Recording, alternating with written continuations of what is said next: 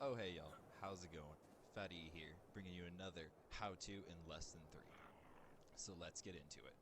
So today what we're going to be doing is I'm going to show you how to raise and lower foundations. So starting off, I'm going to show you how to lower foundations on a boat, and then we're going to go over there and kind of show you how to raise foundations on land. So first off, I always like to hide the sail. It just kind of gets in the way when you're trying to do things. The best way you can do this right off the bat is you're going to need foundations and some pillars. Now, if you're like me and you like to line things up right away, just jump on your boat, don't click anything except for the pillar button, wherever you place it on your hotbar, and then just place it down. That's going to give you a perfect lineup every time. Now, the key to actually lowering foundations is when you place a pillar down like we just did, it creates a lower snap point than just placing something down. So every time you place a pillar, you're going to want to place a foundation offset from that last pillar. But now the thing is, pillars can create secondary snap points for other pillars, so you're always going to have to destroy the last pillar you placed. And then when you place your last foundation, you're going to place a new pillar. And then when you pull out a new foundation, you'll see there's a second snap point that's just going to be a bit lower. And again, you have to remove like the other snap points because you want to just create a snap point from the foundation and then a snap point from the new pillar. And then if you do this, I found out about 5 times you can get it, so you can completely block the boat from taking any damage from below. The only thing with this is then you do get a lot not just climb into your boat or block it off, but you know, it does create great protection for a boat. Every time I start a new game, the very first thing I do is kind of build a little bit of an armored boat this way, just so I can kind of park it off on the map somewhere and be really well protected. So as you can see, you just got to keep destroying everything else. You don't want another pillar around, otherwise you're going to create a high snap point, and that's not what you want to do. So as you can see, this is going to be my 5th time placing it down. And, oh, come on. Oh, had it. No, go back. Where are you? Oh, stay. Okay, let's get lucky, come on. Oh, yeah. So there you can see, now it's below the rest of the boat is, so you can actually place the boat. But we'll just put them all around just so you can kind of see and then place below us. So if we take a look from the bottom of the boat, as you can kind of see, it is fully enclosed. You do see the raft in some spots, but it is actually not. You can't attack it and hit the boat. You'll always hit the foundation. Never. But now we're going to jump over, after I grab a few things here, to raising some foundations on kind of a slanted hill. So you see over here, I already had one kind of going, mess around with it a little bit, and it kind of creates a nice little stair effect. Usually that's what I use it for the most. I don't really like to build with it because it does kind of create little gaps if you look this way, which is just not very appealing to the eye.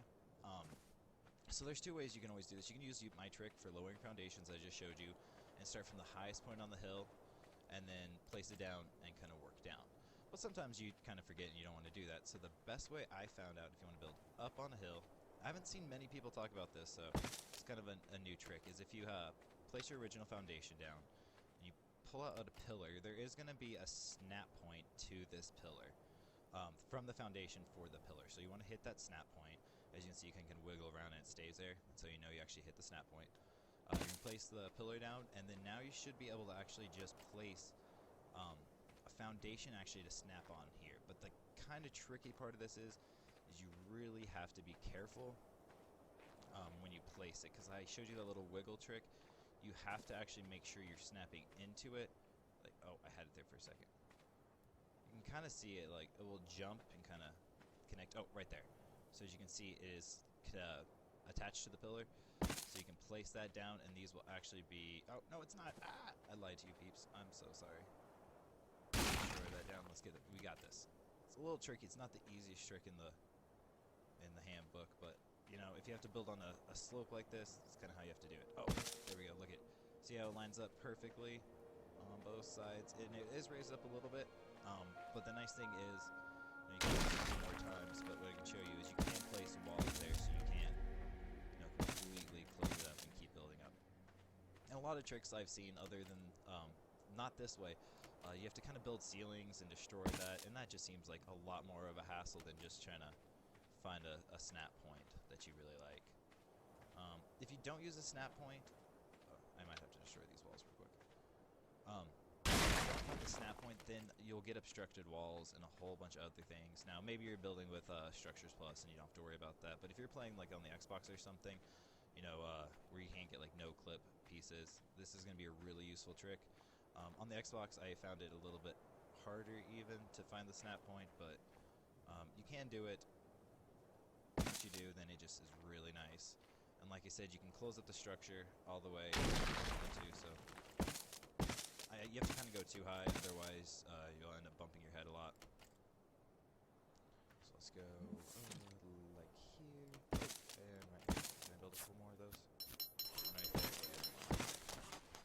Awesome, then we'll put a couple ceilings on top. One thing that I have noticed and I have played around with is you can, if you're in a PvP server, you can toss a grenade in there if you're crouched and you aim it just perfectly. But something that I have done is put spiked walls up top. Let's see, I could probably make a couple of those.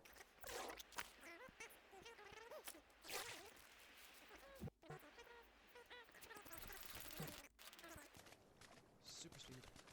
No.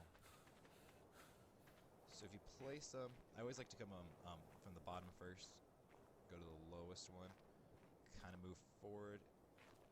Place a couple spiked walls like this, not only will you prevent players kind of landing on top of your building and destroying it, but you will block up those holes just fine and you won't be affected by them. It's not the prettiest thing in the world. I mean, if you look from the side, it's really nice, you know, and if you're doing something, like I said, like stairs, let's just attach a couple of these. Why would you do that to me, Foundation? If you place just a couple of these, like so, why are you obstructed? Whatever. But you can make some really nice kind of stairs going up. That works really nicely. It's wonderful for that. Or if you're looking for a little base on the side of a hill, on top of the mountain, somewhere in the snow biome to be really off the radar, great place to do that as well. Well, thanks for coming to hang out, peeps. I hope you guys enjoyed the episode, and I will catch you guys next time. Oh, wait. Whoa, don't forget. Like, comment, subscribe, all that good stuff. And I'll catch you guys in the next episode of How To in Lesson 3. See ya.